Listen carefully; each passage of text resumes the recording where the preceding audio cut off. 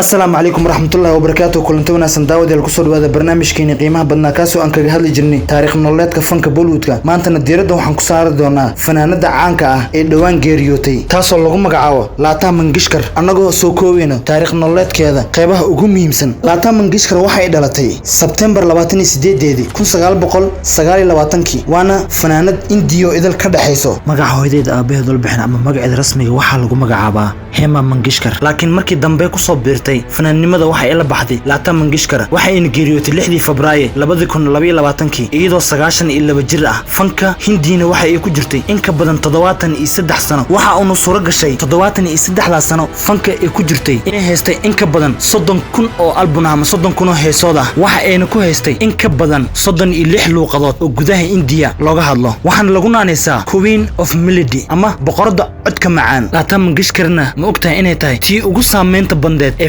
fanka Bollywoodka soo mara. Inta ugu badanna waxa ay ku luuqayso waxa uu badini heesaha Hindiga ee aflaanta Bollywoodka ka soo muuqato. Mise ogtahay biladaha Lata Mangeshkar inta fanka ay ku jirto ay qaadatay bilada ugu sareyso. Biladaasna waxa lagu magacaabaa Farad Ratna. Dawladda Hindiya ayaana bixisa muwaadinka darajada gaari ayna guddoonsiisaa. Lata Mangeshkar biladeeda hadii aan kala qaadno 4 jeer waxay ku guuleysatay shirkadda Filmfare Awards, 3 jeerna waxay ku guuleysatay National Awards. Lata Mangeshkarna waxa uu suura gashay 1973 inay noqoto gabadhii ugu horeysay Indiana ee ka heesta masrax loo yaqaan Royal Albert Hall kaas oo ku yaala London ama cariga England UK. haddana aan garno nolosheeda gaarka ah. Lata Mangeshkar dhererkeedu waa 1.55 mitir. Lata Mangeshkar hooyadeeda waxaa lagu magacaabaa Jafati Mangeshkar. Marka loo dhashay gabdha caan oo muusigan halkii ugu sareeyay ka gaareen kuwaas oo iyagana lagu kala magacaabo Asha Bhosle. iyadana waxay ka mid tahay heesayaasha fanka Bollywoodka ugu khatarsan. kale walaalihiin gabadha lagu magacaabo Meena Katkar taas iyadana waa heesa. gabadha saddexaad ee la dhalatayna waxaa lagu magacaabaa Usha Mangeshkar taasoo iyadana ah heesa. iyo wiil lagu magacaabo Hari Dinath Mangeshkar waana yaraanka qoyska isagana waa music director. Lata Mangeshkarna waana Hindu. aabaheedana ayaa ka saaciday ama baray qaabka muusiga iyo qaabka loo heesaba. haddana aan milicsano Lata Mangeshkar atooriyaasha fanka Bollywoodka kuwa ay taageerto waxaa ugu horeeya Dilip Kumarkii geeriyooday. waxaa ku xiga Megastar Amitabh Bachchan iyo Dev Anand. saddexda ayaa taageertaa. xagga dumarkana waxay ka taageertaa Meena Kumari iyo Nara Chis. Lata Mangeshkarna dhanka heesaga markay bilowday oo codkeeda halaasiga aad iyo aad looga helay waxa uu suura gashay inay qaadatay ama ay ku guuleysatay 4 jeer isku xigto fanaanada ugu wanaagsan ama Best Singer Awards. jeerna markay qaadato isku xigto xiriira waxa ay dawladda India ama shirkadda Bollywoodka ka codsatay Lata Mangeshkar in jiilka hadda xiga ama fanaaniinta kale la siiyo. waayo waxay diidaneed fanaaniinta kale inay kaniyay jabaan eena fanka ama heesaha ay qaadayaan moraal ahaan u noqon waayaan kuwa maqaam sare ama magac iyo maamuus ay ku yeeshaan. wixii intaa ka dambeeyna Lata Mangeshkar hadalkeedii shirkadda Bollywoodka way qaadatayo fanaaniinta kale fursado ayaa la siiyay. wixii intaa ka dambeeyna waxa xigtay gabadha iyada la dhalatay inay ku guuleysato heesaayada ugu wanaagsan maadaama Lata Mangeshkar ee iyada u tanaasusay. waxaan xusid mudan Lata Mangeshkar iyada iloobi kalin Dilip Kumar maadaama garab uu siiyay kuna caawiyay inay barato af Urduga ee iskuultaga uu ku yiri macallin af Urduga ku bararaaso maadaama markii hore ay ku heesi jirtay oo kaliya luqadda Hindiya. wixii intaa ka dambeeyay af Urduga markay baratayna waxa uu suura gashay Lata inay ku heesto in ka badan 36 luuqadood. fikirkaas iyo taladaasna waxa siiyay Dilip Kumar. Lata Mangeshkarna waxa uu suura gashay in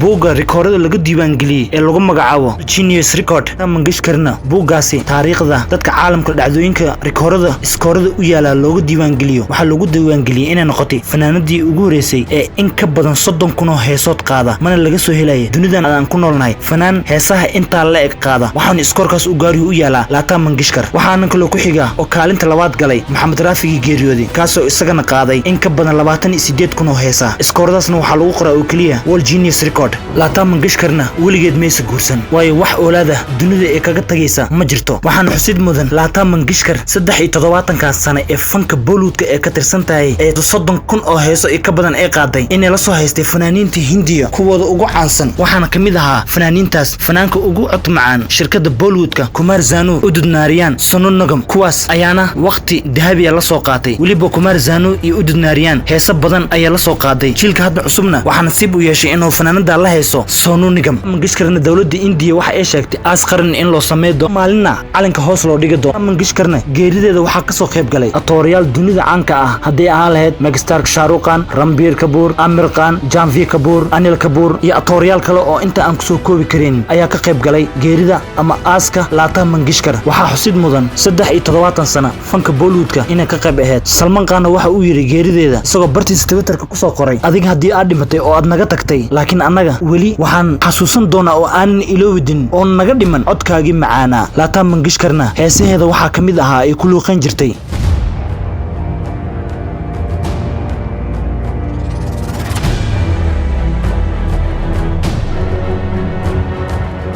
islaantu way cod macaan tahay codkeedana waa halaasi fanaanadii geeriyootay ee Lata Mangeshkar ee boqoradii codka ahayd sagaashamaadkii boqorka codka ama Kumar Sanu heesihii isla qaadin bal daawadayaasha dib aan u xasuusino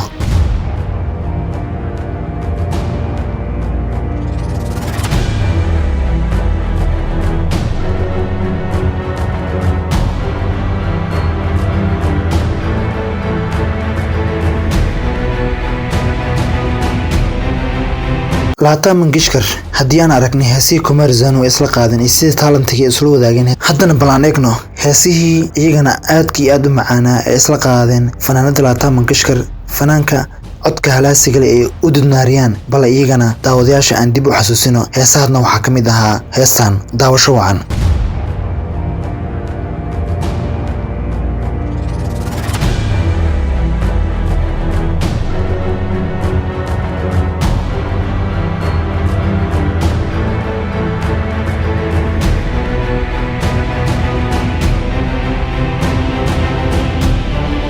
واو Lata Mangeshkar inaba caadi maaha codkeeda islaantu ma la moodiyo qof inuu inay tahay codka ku duwan markaad aragto waxaad moodaysaa mid aad u daayar oo hadda fanka ku soo beertay ismaba dhihaysidba Lata Mangeshkar waa qof aad iyo aad u weyn codkeeda iyadu ismaba lahan haddana haddii aan Kumar Sanu soo aragnay iyo heesihi isla qaadan u dudnaariyaan imakana fanaanka da'deer magaca Sonu Nigam kaasoo isna u suura gashay fanaanada ama boqorada codka Lata Mangeshkar inuu hees la qaado isagana nasiib ayuu u yeeshay iyagana heesaha Sonu Nigam iyo Lata Mangeshkar heesaha isla qaadan daawadayaasha aan dib u xasuusino waxaana kamid ahaa heesahan ee daawasho wacan